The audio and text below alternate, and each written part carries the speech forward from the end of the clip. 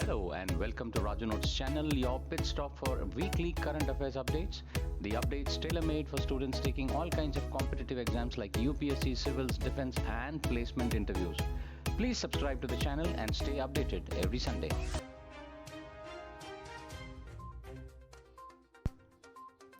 Union Home Minister Amit Shah chaired a review meeting on combating Naxalism in Raipur last week.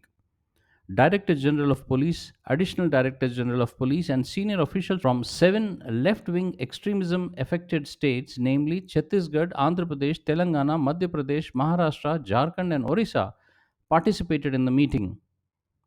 The Union Home Minister said that based on the bravery displayed by our security forces and the precise strategies devised by the intelligence agencies, the government will definitely achieve the goal of making the country free from Naxalism by March next year. Mr. Shah appealed to all the youth who have strayed onto path of Naxalism to lay down their arms and take advantage of the Chhattisgarh government surrender policy.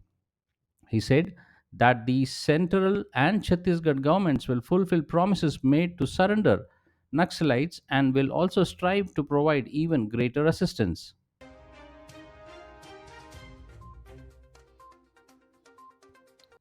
Road Transport and Highway Minister Nitin Gadkari chaired a high-level meeting in New Delhi on implementation of nationwide scheme for cashless treatment of road accident victims.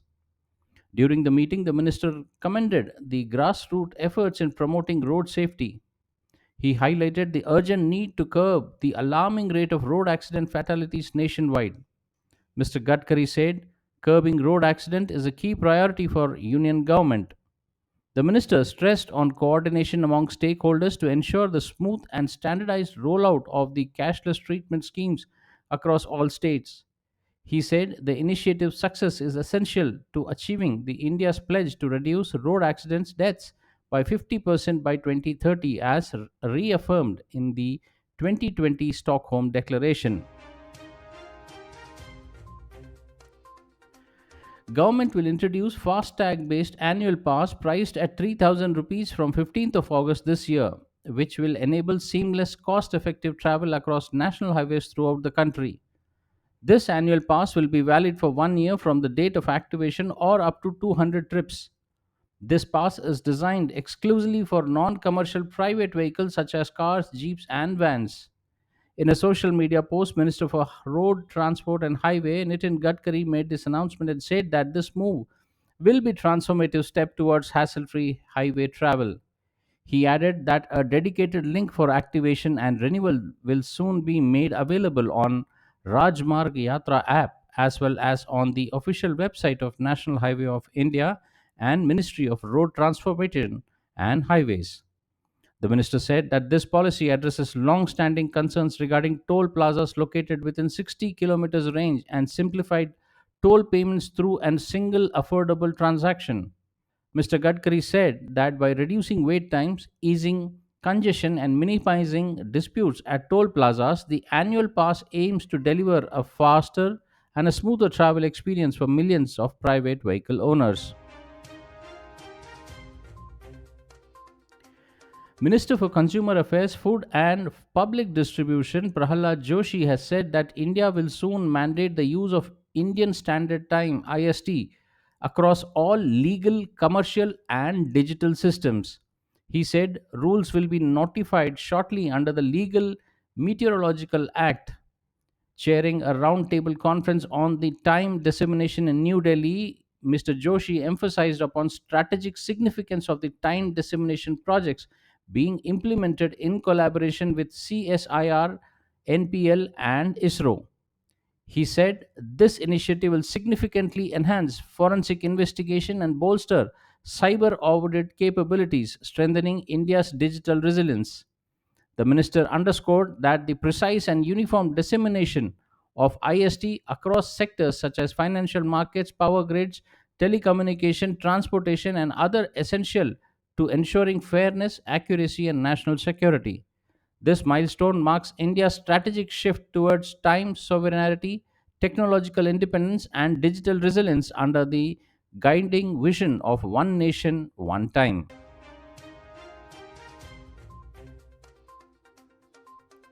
Minister of State for Ministry of Personal Public Grievances and Pensions, Dr. Jitendra Singh, announced that the central government employees covered under the Unified Pension Scheme will now be eligible for retirement and death gratuity benefits.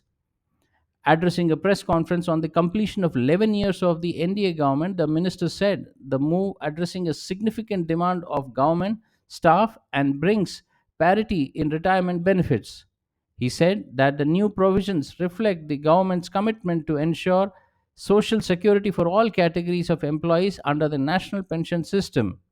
Dr. Singh underscored that several of the ministry's reforms went beyond administrative convenience and carried broader socio cultural messages.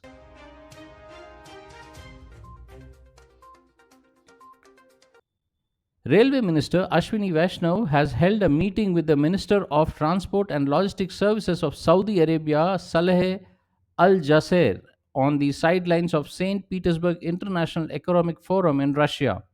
During the meeting, they had exchanged views on infrastructure projects in the two countries and transport and logistic corridor in the region.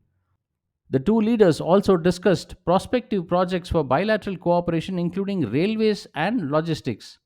Mr. Vaishnav also held a meeting with the Russian railway CEO Oleg Belozerov and his senior management team and discussed new projects and technology innovations in various systems in the railway sectors of the two countries, including high speed trains. Indian naval ship INS Tej has arrived at Port Louis, Mauritius to undertake a joint surveillance and Mauritian exclusive economic zone along with the Mauritius National Coast Guard NCG. The ship will be on an operational deployment to Southwest Indian Ocean region till 22nd of this month. In a statement, the Ministry of Defense said that the ship will also commemorate International Yoga Day on 2025 with joint yoga sessions abroad. This will bring together personnel from the Indian Navy, NCG, and members of the Indian diaspora. The ministry said that during the port call, the ship's engagements include a wide range of professional and social interactions, harboring training, NCG personnel, community service, and sports activities.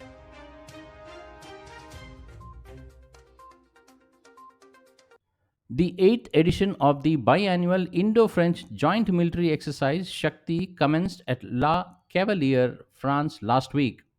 The Indian Army contingent, comprising 90 personnel, is primarily represented by Battalion of Jammu and Kashmir Rifles along with personnel from other arms and services. The French contingent, represented by the 13th Foreign Legion Half Brigade, is also comprising 90 personnel. Exercise Shakti is bilateral training engagement between India and French armies aimed at enhancing interoperability, operational coordination, and mutual understanding. The 2025 edition focuses on joint operations in a sub-conventional environment under Chapter 7 of United Nations Charter with training conducted in semi-urban terrain. Over the course of the exercise, participating troops will engage in joint tactical drills, share best practices and operational insights, and strengthen bonds of camaraderie and trust. The culmination of this exercise will reaffirm the shared commitment of India and France towards peace, stability, and global security.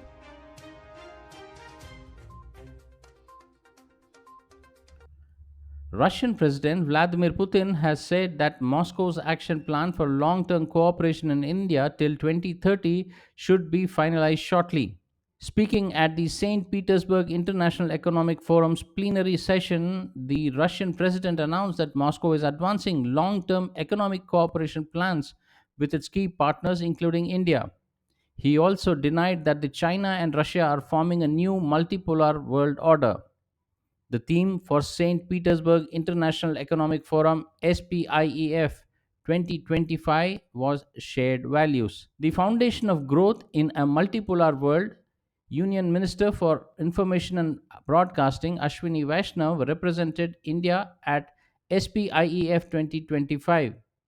Mr. Vaishnav delivered keynote address at the two significant sessions and highlighted India's advancement in artificial intelligence and its vision for ethical and inclusive technological growth.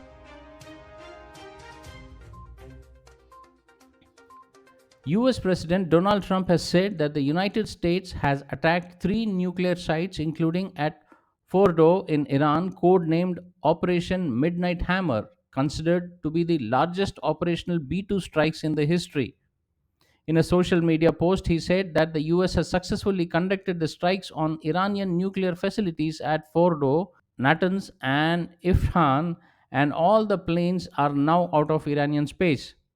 Trump added that a full payload of bombs were dropped on the primary site, Fordo. Senior Department of Defense official also confirmed that the GBU 57A massive ordnance penetrator, a bunker buster bomb, was used in the attack, with two being deployed for each of the nuclear targets. President Trump said Iran must now agree to end this war. He further stated that now is the time for peace. Iranian state media confirmed that the Islamic Republic's Isfahan, Natanz, and Fordo nuclear sites were attacked by what was termed as enemy strikes. The IRIB state broadcaster claimed that the sites, along with their enriched uranium stockpiles, were evacuated beforehand. Israeli public broadcaster CAN has said that Israel was in full coordination with US during its attack on Iran. The conflict has prompted warnings from Iran backed groups across West Asia, with Houthi forces cautioning the United States against military action targeting Tehran. The rebels specifically threatened to target American ships and warplanes in the Red Sea if Washington joins Israel's military campaign against Iran. In a significant move to strengthen the Indian Army's operational readiness in counter terrorism operations, the Ministry of Defense has cleared 13 contracts under the Emergency Procurement Mechanism. These contracts, amounting to 1,981 crore rupees, have been finalized against an overall sanctioned outlay of 2,000 crore rupees of Indian Army. The equipment was being procured includes integrated drone defense detection system, low-level lightweight radars, very short-range air defense systems, launchers and missiles, bulletproof jackets and night sights for rifles. The ministry said that the procurement aims to enhance situational awareness, lethality, mobility, and protection for troops deployed in counter-terrorism environments. It said these procurements reflect the ministry's commitment to equipping the Indian Army with modern, mission critical, and completely indigenous system to meet emerging security challenges.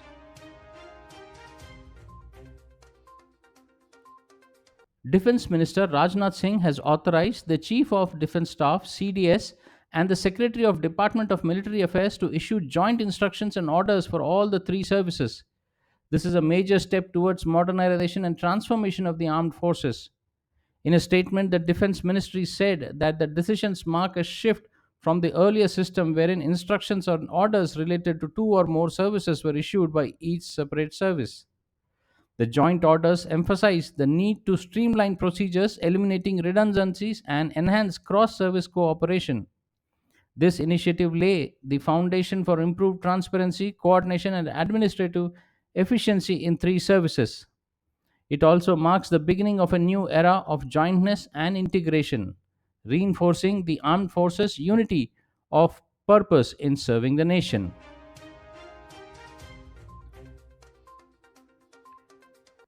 SpaceX Dragon spacecraft carrying the Axiom 4 crew, including the Indian Air Force Group Captain Subhanshu Shukla, gently docked with the International Space Station ISS at 4 p.m. on 26th of June. With this, India has an astronaut in space after 41 years. Lucknow born Shukla is also the second Indian in space following Rakesh Sharma's flight in 1984.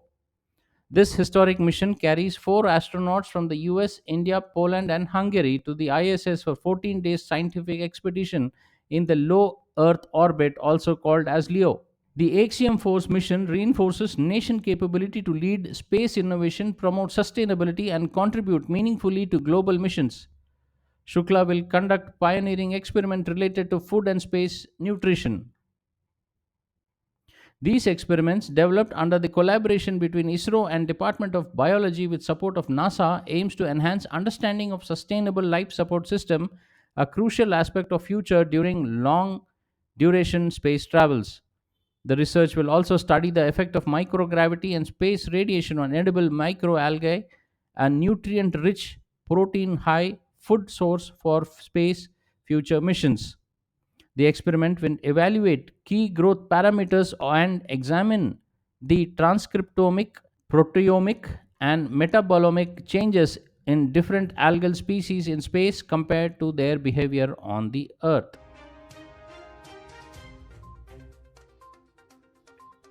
The External Affairs Ministry has said that the member countries participating in Shanghai Cooperation Organization SCO defense ministers meeting could not adopt a joint statement.